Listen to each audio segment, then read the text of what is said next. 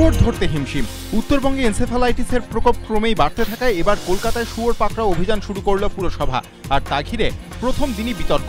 শুয়োরের ক্ষতিপূরণ দেওয়া হবে কিনা তা নিয়ে বিভিন্ন সুর মেয়র ও মেয়র পরিষদের গলায়। অবশেষে সিদ্ধান্ত ক্ষতিপূরণ দেওয়া হবে, কারণ মুখ্যমন্ত্রী ঘোষণা করেছেন। বিশালাকার শুয়োরগুলিকে ধরতে শনিবার রীতিমতো নাজেহাল হতে হলো এই কর্মীদের। একটি শুয়োর ধরতে কয়েকজনের কসরত। উত্তরবঙ্গে এনসেফালাইটিসে ইতিমধ্যেই শতাধিক মানুষের মৃত্যু হয়েছে। এই প্রেক্ষাপটে কলকাতায় শুয়োর ধরার অভিযান শুরু করল কলকাতা পুরসভা। হক মার্কেটের পেছনে কলকাতা পুরসভার কোয়ার্টার সংলগ্ন এলাকায় বেআইনিভাবে শুয়োর প্রতিপালন হয়। শনিবার সেখানেই হানা দেয় কলকাতা পুরসভা, সঙ্গে পুলিশ। শুরু হয় শুয়োর ধরা। কিন্তু সে কি আর সহজ কাজ? অনেক ঘাম ঝরানোর পর একে একে গাড়িতে তোলা হলো 24টি শুয়োরকে। বাচ্চাদের অবশ্য রেহাই দেওয়া হয়েছে।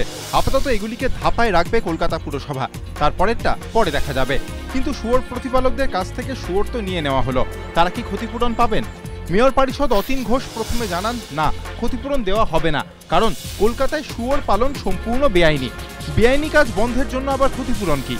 মেয়র পরিষদের বক্তব্য, মুখ্যমন্ত্রী উত্তরবঙ্গের ক্ষেত্রে ক্ষতিপূরণের কথা বলেছেন, কারণ সেখানের প্রতিপালন আইনি, কিন্তু আইন বলছে কলকাতায় তা বেআইনি, তাই ক্ষতিপূরণের ঘোষণা এখানে প্রযোজ্য নয়। কিন্তু এরপরই মেয়রের আবির্ভাব, তার ঘোষণা সরকারি সিদ্ধান্ত অনুযায়ী কলকাতা পুরসভাও শুয়োরের ক্ষেত্রে ক্ষতিপূরণ দেবে। পাতালে ফের আতঙ্ক। এবার ফোনে মেট্রো স্টেশন উড়িয়ে দেওয়ার হুমকি, আতঙ্ক তল্লাশি।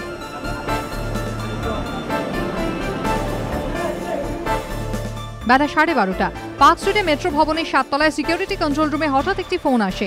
মেট্রো সূত্রে খবর, ফোনে বিস্ফোরণে মেট্রো স্টেশন উড়িয়ে দেওয়ার হুমকি দেওয়া হয়, তবে বিশেষ কোনো স্টেশনের কথা উল্লেখ করা হয়নি। ফোন আসার পর তড়িঘড়ি সিকিউরিটি কন্ট্রোল থেকে সব মেট্রো স্টেশনকে সতর্ক করা হয়। যুদ্ধকালীন তৎপরতায় বিভিন্ন স্টেশনে স্নিফার ডগ নিয়ে শুরু হয় তল্লাশি। তল্লাশির ক্ষেত্রে বাড়তি গুরুত্ব দেওয়া হয় দমদম স্টেশনকে, কিন্তু সন্দেহজনক কিছু মেলেনি।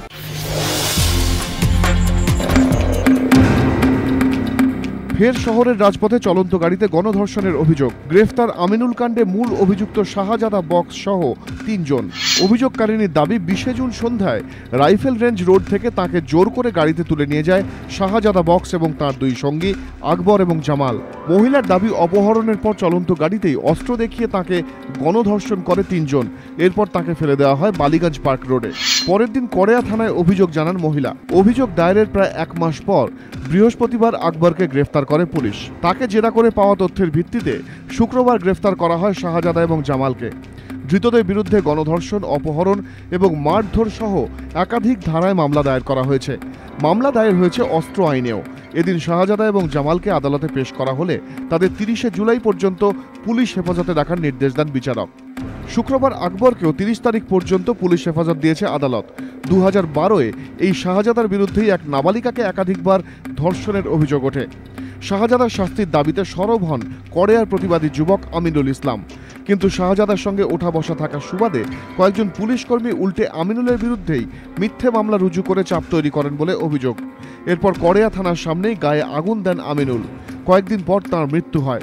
ঘটনাচক্রে যে নাবালিকার উপর নির্যাতনের প্রতিবাদ করেছিলেন আমিনুল, এই মামলায় অভিযোগকারিনী সেই নাবালিকারই আত্মীয়া। চোখ নিয়ে আশঙ্কা নেই, চিন্তা ক্ষত নিয়ে। অ্যাসিড হামলায় আক্রান্ত বর্ধমানের কলেজ ছাত্রীর চোখের অবস্থা নিয়ে উদ্বেগ প্রকাশ করেছিলেন বর্ধমান মেডিকেল কলেজ ও হাসপাতালের সুপার উৎপল দাঁ। শনিবার সকালে ওই ছাত্রীকে পুলিশি নিরাপত্তায় কলকাতা মেডিকেল কলেজ হাসপাতালে নিয়ে আসা হয়। প্রাথমিকভাবে চিকিৎসকরা জানিয়েছেন, অ্যাসিড চোখের পাতার উপর পড়ায় তরুণীর দৃষ্টিশক্তি নিয়ে আশঙ্কার কোনো কারণ নেই, তবে ক্ষত সারতে বেশ কিছুদিন সময় লাগবে। ততদিন তাকে হাসপাতালেই থাকতে হবে। ধৃত অয়ন শেখ হায়দ্রাবাদে বিটেক 4র্থ বর্ষের ছাত্র। আক্রান্ত তরুণীর দাদার দাবি, ফেসবুকে তার বোনের সঙ্গে পরিচয় হয় অয়ন শেখের। বিয়ের প্রস্তাবও দেন অয়ন, কিন্তু পরিবারের তরফে তা খারিজ করে দেওয়া হয়। তারপর থেকে বিভিন্ন হুমকি দেওয়া হতো, তারপরই অ্যাসিড হামলা। দোষীর কঠোর শাস্তির দাবি করেছে আক্রান্ত তরুণীর পরিবার।